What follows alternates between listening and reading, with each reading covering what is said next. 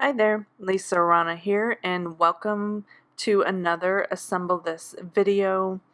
I'm starting to think about Christmas cards, and this is just the beginning of an inspiration series. So today we'll be doing some ink blending and foiling to create the first of many Christmas cards. I'm featuring the Heart of Christmas October 2020 stamp set from Unity Stamp Company. Has a fun snowflake heart and lots of great holiday words and sentiments in this kit.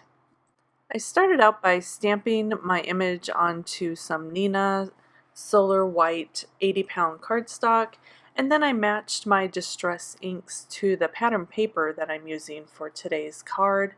That turned out to be bundled sage and then a frayed burlap, just to kind of create a vintage look to the card.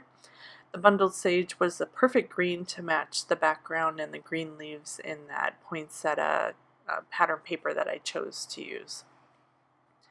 So I'm just using my blending brush to blend on some of that frayed burlap around the edges.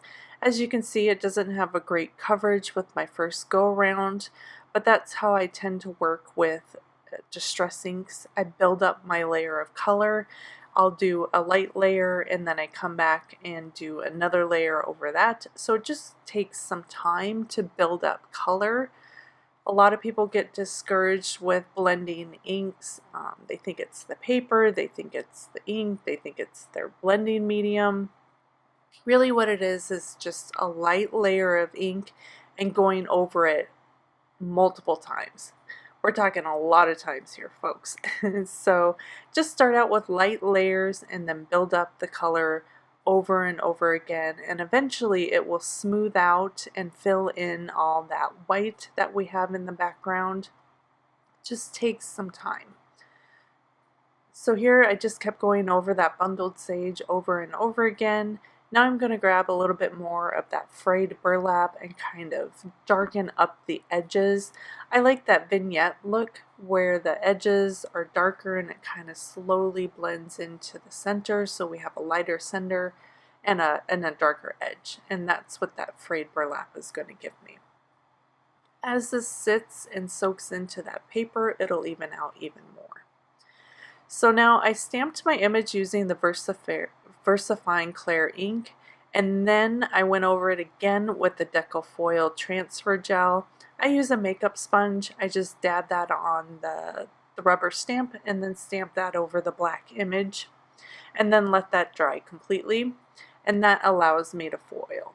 Some people like to use clear embossing powder. That would work as well. I've seen that works great if you don't have the transfer gel. So I'm just lighting everything up in a parchment sheet. This is just parchment paper that I have for cooking. I just grabbed a sheet and folded it in half to help guide it through the laminator. I use a Royal Sovereign laminator, had it for years and it works. And I'm just lining everything up and throwing it through that laminator, just kind of crossing my fingers and hoping I get a great impression. So let's pop off the sentiment, which I did the same way as I did the other heart. And then this is a white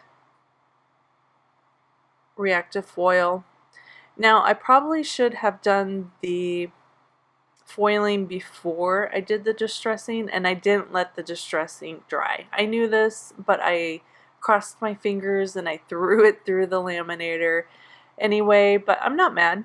I kind of like the distressed look of it. I'm going to trim down the edges anyway, and so I'm just kind of lining that up, taking off the bulk of that white foiling that's just a little bit too much on the edge, and I just trimmed it down. And I really actually like the effect of the foiling. I threw on some white splatters on top as well, just with some unicorn spray ink, which is no longer available, so just mix some acrylic ink with some water and splatter that on. Just going to add some washi tape. I love this black polka dot. I use it all the time. I like the layering of that, but I feel like I need just a little bit more, so I'm going to grab a gold striped skinny washi tape and layer that right on top. just below the sentiment. And I'm really happy with that. I love the way this card is turning out. So mistakes don't mean you have to toss things away.